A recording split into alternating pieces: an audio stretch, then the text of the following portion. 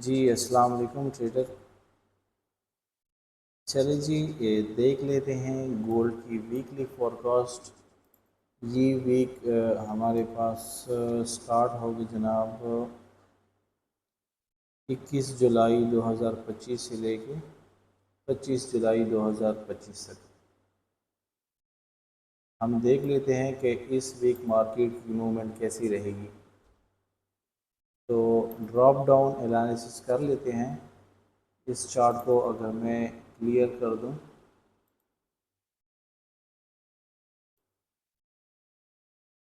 एक दफ़ा मैं सब रिमूव करता हूँ और वीकली कैंडल से स्टार्ट करते हैं।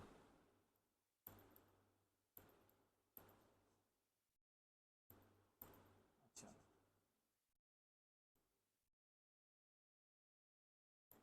ये हमारे पास वीकली चार्ट है और वीकली में ऑफ कोर्स हम बुलिश ही हैं, लेकिन ये कि वीकली में हम स्ट्रक्चर ऐसे नहीं मार करते जिस तरह बाकी टाइम फ्रेम में मार करते हैं। वीकली में जस्ट हम ये देखते हैं कि आया जो हमारे पास लास्ट जो दो कैंडल्स हैं उसकी क्लोजिंग किस तरह हुई है, तो हमें आइडिया हो जाता है। अच्छा, ये हमारे पास दो लास्ट 2 वीक की कैंडल है। अगर हम दो देखें तो ये दोनों डोजी क्लोज हुई है, ठीक है। और इसकी जो नीचे विक है वो बड़ी है और ऊपर विक स्मॉल है। तो वो मकसद क्या है कि अभी भी मार्केट बुलिश जा सकती है, ठीक है। तो वीकली कैंडल से हम जस्ट कैंडल देखते हैं, बाकी हम मैं चलता हूँ डेली टाइम फ्रेम में और डेली टाइम फ्रेम देख लेते हैं।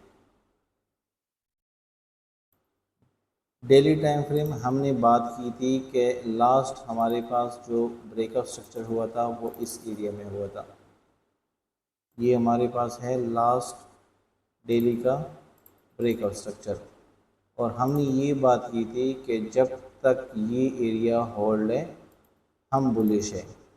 यहाँ भी मार्केट ने फेक आउट किया, ठीक है, फेक ब्रेक किया यहाँ पे, और दोबारा जाके इसी एरिया को टेस्ट करके दोबारा ऊपर जा रही है।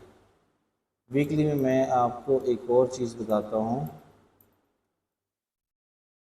ये मेरे पास ब्रेकआउट स्ट्रक्चर हुआ था इंटरनल, मतलब माइनर स्ट्रक्चर आप कह सकते हैं, इंटरनल स्ट्रक्चर भी कह सकते हैं। हमारे पास जो में एक्सटर्नल वेव का मेन ब्रेकआउट स्ट्रक्चर था वो यहाँ पे था, ठीक है, डेली का ब्रेकआउट स्ट्रक्चर। और मार्केट अगर हम देखें तो मार्केट ने यहाँ पे 1 2 3 यहाँ पे लगाया। अब मार्केट ने इस एरिया में टैप तो किया है, लेकिन ये इसने अभी अपना जो टारगेट है वो अचीव नहीं किया। अच्छा, टारगेट इसका क्या है? टारगेट इसका है 3500। तो मैं रिमूव करता हूँ, ठीक है। बस ये इसका जो हाई है ना, ये इसका टारगेट है। अब मार्केट कब जाती है कैसी जाती है वो मार्केट की मर्ज़ी है, लेकिन एज़ पर टेक्निकल इसका टारगेट 3500 है। और यहाँ पे हमने बात की कि यहाँ पे इसका जो इंटरनल स्ट्रक्चर है वो ब्रेक हुआ था, और हमने ये बात की थी कि जब तक ये एरिया होल्ड है हमारा टारगेट क्या है 3500, ठीक है। डेली में हम बुलिश हैं। अब डेली में हम देखें ये जो लेवल है ना, इसके ऊपर क्लोजिंग नहीं दे रहा डेली कोई कैंडल, ठीक है। ये पूरा एक जोन, यहाँ पे कोई कैंडल क्लोज नहीं हो रही, जिसको मैं छोटे टाइम फ्रेम में मज़ीद रेक्टिफाई करूँगा और मैं आपको क्लियर करूँगा कि यह जुम्मे वाले दिन जो मार्केट की क्या मूवमेंट इस तरह या मतलब क्या रिएक्शन दिया था वहाँ पे। तो मैं जाता हूँ जनाब H4 में, और H4 में अगर आप देखें, H4 में तो हम वैसे भी बुलिश हैं।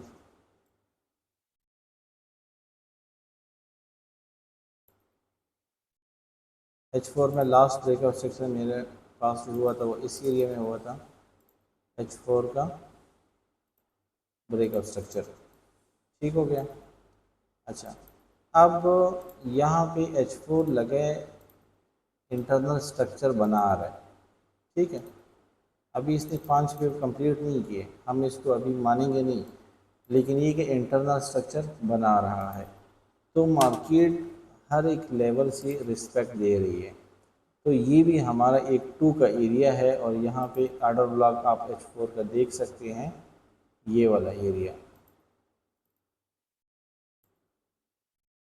एक रेजिस्टेंस जोन है, एक आर्डर ब्लॉक है, और हमने यहाँ पे एंट्री भी की थी, कैसे की थी वो भी आपको बता देते हैं। ठीक है। अच्छा, अभी डेली में हम बुलिश हैं, H4 में हम बुलिश हैं, लेकिन उसकी शर्त ये है कि इस एरिया को ब्रेक करके हम एंट्री करेंगे। H1 में भी एक नीचे एक और जोन है, वो भी मैं आपको बता देता हूँ। मे भी पॉसिबल कि मंडे ओपनिंग उधर ही से हो जाए और वहाँ से मार्केट बुलिश हो जाए, लेकिन ये कि इस रेजिस्टेंस को तोड़ना एक बहुत ज़रूरी है। ठीक है। H4 की कहानी ये है। H4 ने यहाँ पे जो स्पाइक लगाए हैं, बहुत से लोग वेट कर रहे थे कि इसने 3300 पे जाना है, ठीक है, और ये करना है, लेकिन ये कि आपने स्ट्रक्चर को फॉलो करना है, इंटरनल स्ट्रक्चर, एक्सटर्नल स्ट्रक्चर, सबको फॉलो करना है। ये देखिए, ये भी एक इंटरनल स्ट्रक्चर है, और ये कौन सा पॉइंट है, ये देखिए, ये कौन सा पॉइंट है जी, ये हमारा स्ट्रक्चर लेवल 2 है, और ये अच्छा एक सपोर्ट था। ठीक है। यहाँ पे वॉल्यूम ने कंफर्मेशन भी दिया था। चलिए खैर, अभी देखते हैं कि हमारे पास जो ट्रेड एंट्री है ना, वो कहाँ भी होगी। H4 के मुताबिक जो ट्रेड इसमें अभी बनती है ना, H4 के मुताबिक ये है कि जब तक ये एरिया ब्रेक नहीं है तो मार्केट दोबारा इधर रेंज कर सकती है, लेकिन जब ये एरिया ब्रेक होगा उसके टेस्ट पे हम H4 के मुताबिक बायर होंगे। अब मैं H1 में जाता हूँ और H1 में आपको बता देता हूँ। H1 में ओवरऑल अगर हम बात करें, यहाँ पे हमारे पास ब्रेक का स्ट्रक्चर हुआ था H1 का। ठीक है। अच्छा, अब इस एरिया तक हम सेलर ही है, ठीक है, ये देखें, लेकिन हमें सेल नहीं करना। उसकी रीज़न ये है कि डेली और H4 चूँकि बुलिश है। अब यहाँ पे मैं देखता हूँ तो H1 क्या कर रहा है, माइनर स्ट्रक्चर बना रहा है। ठीक है। जब माइनर स्ट्रक्चर बना रहा है तो मैंने बाय करने का एक मुझे बहाना चाहिए। तो माइनर स्ट्रक्चर में आपके पास जो लेवल्स आ रहे हैं, एक ये वाला लेवल है 34 का, 33, 34।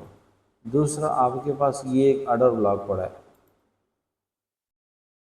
ये पूरा, और ये स्टार्ट होगा 37 से लेके 32 एरिया तक।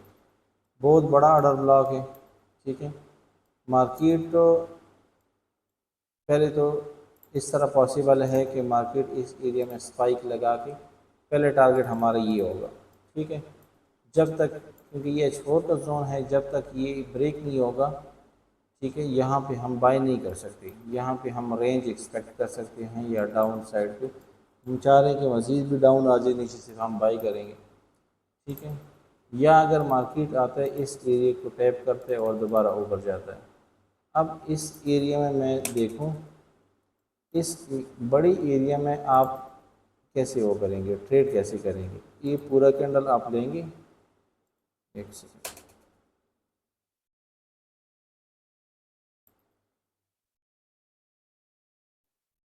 पूरा कैंडल लेके इसकी हाई विक और बिल्कुल जो हमारा जोन है ना नीचे वाला, इसके ऊपर आप क्या लगाएंगे, फिबोनाची। फिबोनाची में आप देखें कि जो 50 और 61.8 का जो एरिया है, वो जहाँ पे आ रहा है ना, उसको हाईलाइट कर दें। अब मैंने फिबोनाची को डिलीट करना है, मैंने अपना जोन निकाल दिया। ठीक है। तो ये ऑलमोस्ट आपका जो जोन बन रहा है ना, 36, 37, ये एरिया बनता है अगर आप पूरी को लेते हैं। अगर आप जस्ट इसकी बॉडी लेते हैं ना, तो भी इसका जोन ऑलमोस्ट 34, 35। लेकिन याद रहे कि आपका जो स्टॉप है ना, ये जो फेयर वैल्यू गैप है H1 का, ये वाला, इसके नीचे होना चाहिए। ठीक है, इसके विक पे बेशक रख दी, इसके विक की एक 2 पिप नीचे रख दी तो वो थोड़ा सा सेफ रहेगा। ठीक है, तो 28 इसका एसएल बन रहा है और ये आपके जो लेवल्स है ना वो मैंने आपको ड्रा कर दिए। ठीक है, तो ये जी H1 की कहानी है और हम एक्सपेक्ट भी करेंगे कि मार्केट इस एरिया को टैप करे और यहाँ से बुलिश हो जाए। उसके रीज़न ये है कि इसके बिल्कुल फ्रंट पे फेयर वैल्यू गैप पड़ा है और यहाँ भी स्पाइक लगा के ऊपर एरिया को टैप करें। अगर तो मार्केट है everything every move is possible, अगर मार्केट इस एरिया को ब्रेक करते हैं तो फिर हम ये जो ऑर्डर ब्लॉक है यहाँ पे हम अपनी एंट्री जो है वो प्लान करेंगे।